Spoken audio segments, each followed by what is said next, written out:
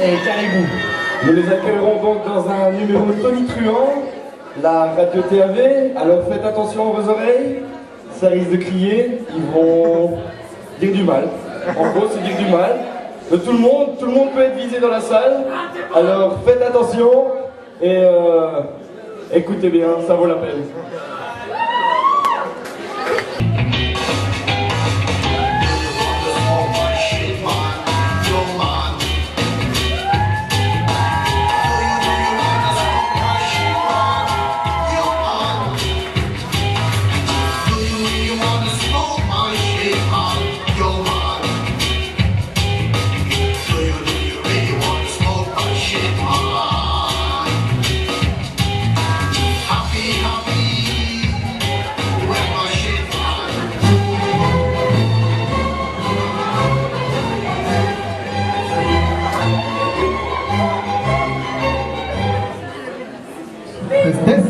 Mesdames, Messieurs, bonsoir. Toute l'équipe de Radio TAV vous souhaite la bienvenue à cette édition de 20h.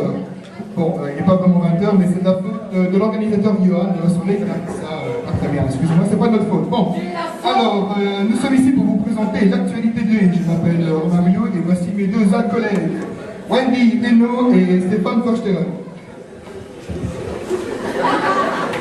Attends, Steph. Pardon. Voilà, bon. Alias Wendush Vomito et Caribou Langer.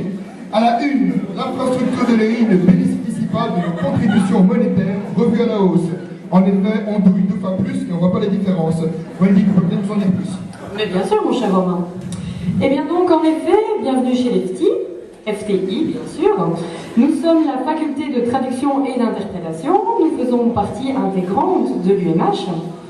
Pour cela, eh bien, on allonge 2 fois plus de bifetons pour, je vous le demande, pour les attributs du Saint-Père, n'est-ce pas? Récemment, le corps enseignant de l'EI a souffert du manque d'amélioration dans les infrastructures. En effet, un professeur a failli perdre la vie suite à un dérapage incontrôlé dans le hall de l'EI, provoqué par le retrait intempestif d'une carpette. Et c'était pas la carpette d'IM?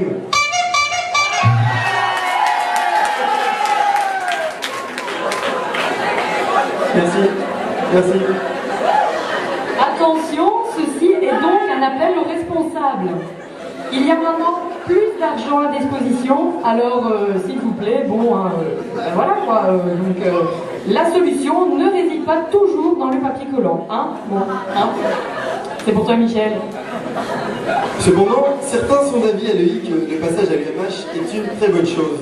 En effet, un responsable anonyme aurait déclaré, je cite, « Le passage à l'UMH donnera une meilleure valeur au diplôme de l'EI, en particulier celui des masters. » Votre rubrique, l'Erasmus à l'EI, comment le vivre? En effet, le cadre d'accueil pour les étudiants Erasmus est constamment amélioré. La preuve en est, tous s'engagent, l'EI, l'AG, mais aussi tous les autres étudiants pour permettre la plus facile intégration des étudiants Erasmus. Nous avons demandé à un pilier de la communauté étrangère de l'EI, Madame Martha Rodrigo, nous lui avons demandé comment elle vivait son Erasmus en Belgique. Elle a répondu, je cite, « Et j'ai chuté, Pas une citation. Elle a même ajouté le lendemain, « Non mais faut que j'arrête quoi !»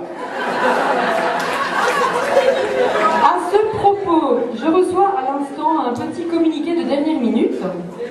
Alors, on a donc reçu un fax de l'entreprise Jupiler qui tient à remercier tous les membres de l'EI pour leur consommation, attention, en quantité industrielle, on souligne industrielle, de bière, ce qui a permis de sauver l'entreprise de la faillite en ces temps de crise financière.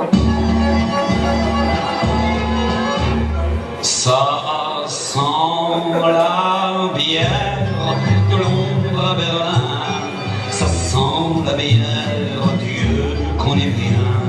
Ça sent la bière de Londres à Berlin, ça sent la bière. donne-moi le mot.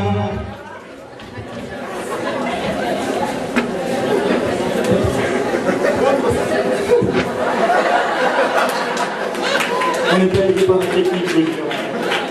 Autre sujet, la bataille pour les locaux à l'EI. En effet, cette bataille fait rage en particulier pour la salle d'interprétation. Les départements ont mobilisé toutes leurs forces mises à leur disposition. Le département a par exemple mobilisé des Panzer. Département allemand, 6 ans. Il me semble l'avoir dit, monsieur Rio. Du tout. Amateur. Comme quoi, à la fin pour faire de la radio, mais à la fin pour se tromper. Le département d'allemand, je disais donc, a mobilisé des Panzers devant les locaux pour empêcher toute intrusion. Les Espagnols ont lâché les taureaux et le département de néerlandais drogue toute personne tentant de franchir la ligne Maginot du département français. Le département de Danois envoyant au combat ses meilleurs vikings et le département italien n'a rien trouvé de mieux qu'une pizza. Forcément, ils sont ensuite courus se réfugier derrière le bouclier antimissile russe. On va pas parler du département d'anglais, il me semble. Non, mais aux dernières nouvelles, les Anglais prenaient toujours le thé. Au fait, Romain, t'es de quel département, toi?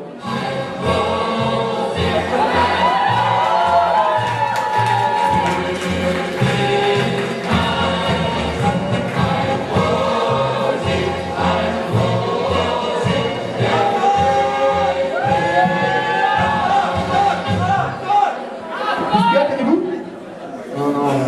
Et j'oublie de préciser que Romain vient forcément du département allemand, parce que pour sortir un spectacle pareil, eh ben, il faut le sortir d'un chapeau. Le chapeau de Romain, tout le monde le connaît, non?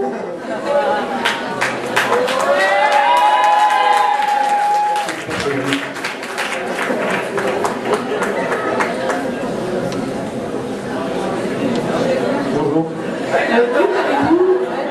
T'es dans quel département, toi? Je suis au département de Danois. Le Danois. C'est quoi? Ça existe vraiment, les Danois, ça existe? Moi je connais pas. Hein. Moi non plus, j'ai jamais entendu parler. Bon. C'est pas personne ne connaît. Et toi, t'es dans quel département? Bah, les Russes sont forcément.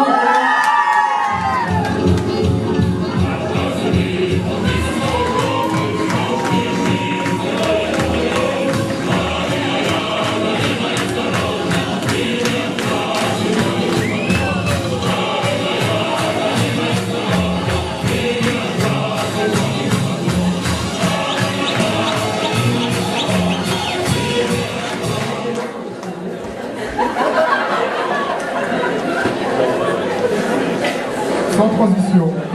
Rubrique écologique. Au vu du réchauffement climatique, la prise de conscience touche de plus en plus de gens. Citoyens, politiques, mais aussi professeurs et étudiants de l'EI. Madame N, Madame N, c'est son nom. Elle, Madame N, elle aime, j'y arriverai, venir chaque jour en trottinette afin de préserver l'environnement. Mais ce n'est pas tout. Madame Noël s'est dotée, elle, Noël, elle, Madame Noël, elle, oui, bravo, soit. Donc, Madame Noël, elle aime venir avec son vélo, là c'est pas facile, hein, avec le vélo pliable, donc, et ce depuis la fête de... Eh ben non, de Pâques. Ah oui, forcément, hein. Noël, Pâques. En fait, les gosses, c'est pas grave. Alors, quant à eux, les étudiants ont décidé de sécher plus de cours, bien sûr, pour faire des économies